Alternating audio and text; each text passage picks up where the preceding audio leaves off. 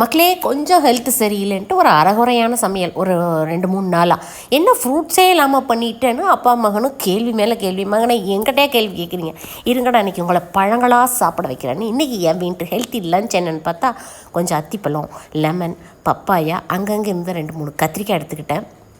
Season start ஆகிடுச்சு. Water ஆப்பிளுக்கு செம்ம டேஸ்ட்டாக இருக்குது, தண்ணியே விடல. அதனால தான் பழம் ரொம்ப டேஸ்ட்டாக இருக்குது இந்த டைம்.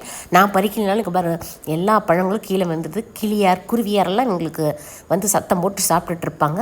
அப்புறம் என்ன காய்ச்சலுக்கு தேவையான மூலிகைகள்னு சொல்லிட்டு இதுதான் என்னோடய ஹார்வெஸ்ட் அன்றைக்கி. வாங்க இதெல்லாம் டேபிள் எப்படி மாறி இருக்குது அப்படின்னு பார்க்கலாம். வெள்ளை சாதம் எங்களுக்கும் பூனைக்குட்டிகளுக்கும். அப்புறம் வந்துட்டு நாளைக்கு கம்மங்கஞ்சி குடிக்கணும், கம்மஞ்சோறு, அவரைக்காய் கத்திரிக்காய் போட்டு வறுத்த குழம்பு, தயிர், முருங்கைக்கீரை பொரியல், பூண்டு வறுத்தது, தண்ணி, பழமாக சாப்பிடுங்க. அத்திப்பழம், வாட்டர் ஆப்பிள், பப்பாயா.